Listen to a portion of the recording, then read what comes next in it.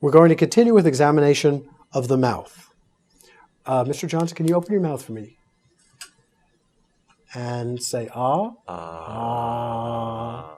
We're now inspecting the oral pharynx. Stick out your tongue, please. We're looking at the position of the tongue to see if the tongue is in the center as it is stuck out and tongue back. And now we're looking at the teeth, the dental hygiene. We're looking at the buccal mucosa. We're looking at Stenson's duct. And again, say ah. And we're noticing the uvula and soft palate as it elevates. One can also do this procedure with a tongue depressor. And the way in which one does this is open your mouth, keep your tongue back in your mouth, and we are now pressing the tongue depressor on the anterior third or half of the tongue and scooping the tongue forward behind the front teeth. And now again say ah for visualization of the posterior pharynx. We can use the tongue depressor to move the buccal mucosa away from the gingiva to examine the gingiva as I'm demonstrating now.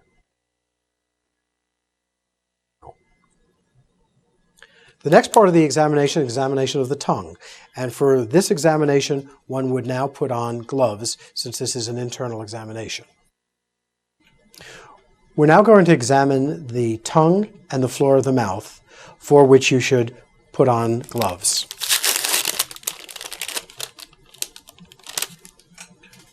To examine the tongue, take a gauze pad and have the patient stick out his or her tongue.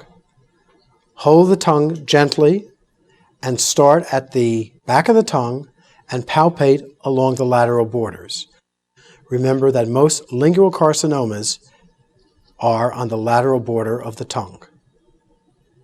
Go all the way down to the tip of the tongue to evaluate if any masses are present.